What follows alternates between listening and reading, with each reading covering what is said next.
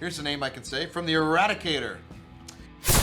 Hello and welcome to this channel, everybody. This is the Eradicator, and in this video we are going to talk about, of course, the latest episode of Inside Star Citizen with good old Jared. Jared looking sharp, by the way, almost clean shaven, losing weight. This is awesome for you, Jared. I'm actually, yeah, this is really, keep it up with the good work, Jared. And Jared, they're more and more energetic. Jared is all fired up because, of course, CitizenCon is coming, and he found some content for us. So that is also awesome, and some pretty decent content, guys, because we are going to talk about the Prowler, which is one of these alien ships that we are going to have available in the game. This is a Tevarin ship. For those of you who don't know, the Tevarins are a sort of bird-like alien species that has been assimilated inside the UEE. They made war against us humans. They lost, and they decided, you know what? Since we lost, maybe we're not worth keeping our culture.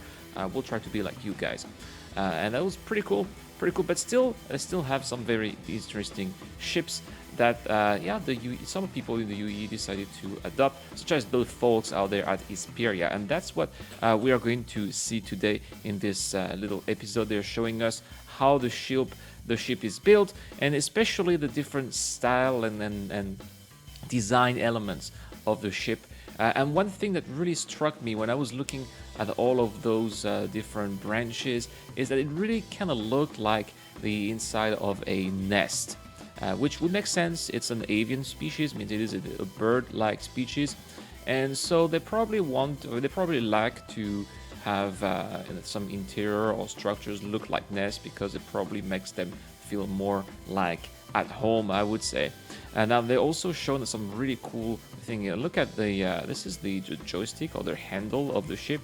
Now I don't know exactly how Teravins look like, especially how their hands are located, but obviously the folk here at Isperia. So Isperia doesn't produce alien ships; they make replicas of ships. So that means that they look like there's as much fidelity as possible for these alien ships, but of course they are designed for human usage. So I don't know if the original Terrapin ship did have this kind of handle. I don't know how Terrapins look like, if they have hands or if they have feathers, or if it's difficult for them to handle things with their hands. We don't really know that.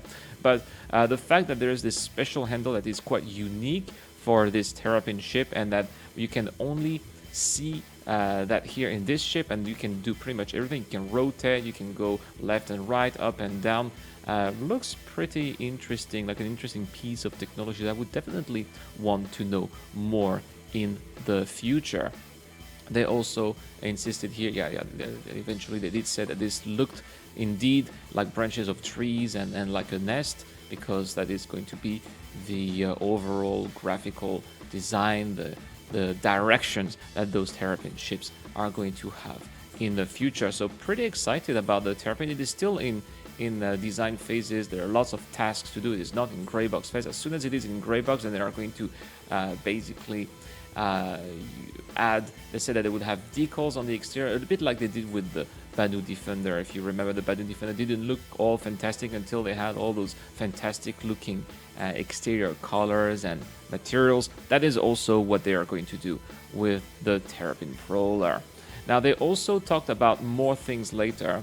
Obviously you can tell that they're holding their horses for CitizenCon, and by the way, guys, this is the last Inside Star Citizen before CitizenCon, so we're gonna have we were not going to have an episode of Inside Star Citizen, but of course we're gonna have tons of new content during CitizenCon.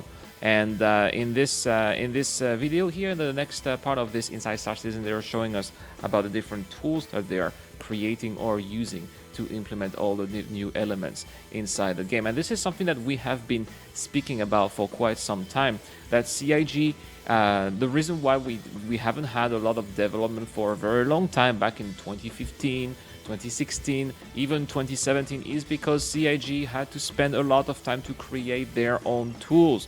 And that is what they're showing us in this video here. I am really happy that they are showing us all the backend systems that they have created for their work, for implementing the new builds, for integrating everything together.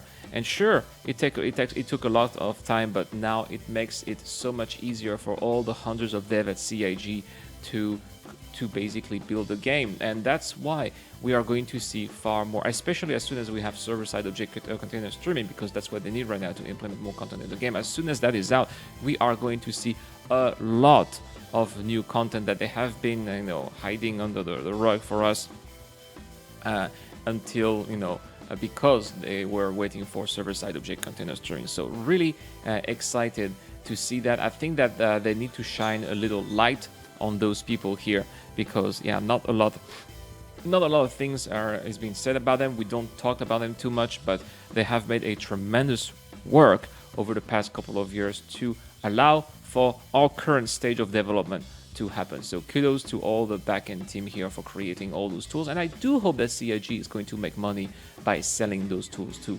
other companies as well. And that's all for this video, guys. Thank you so much for watching. I hope that you appreciate this little recap of Inside Star Citizen. Not a lot of juice here, that's for sure. Not a lot of juice, but that is again because CitizenCon is upon us and is coming really soon. All right, guys, don't forget to check out my giveaways. This month I'm giving away an Aurora Legionnaire LTI game package with Squadron 42. That is for all the YouTube subscribers. For the Patreons, I also have a Loot and Scoop Drake package with a Cutlass and a Dragonfly brought to you by the Matadors. If you want to support the channel furthermore, the link to the Patreon page is in the description down below. That's all for this video, guys. Thank you so much for watching. I am the Eradicator, and I am signing out.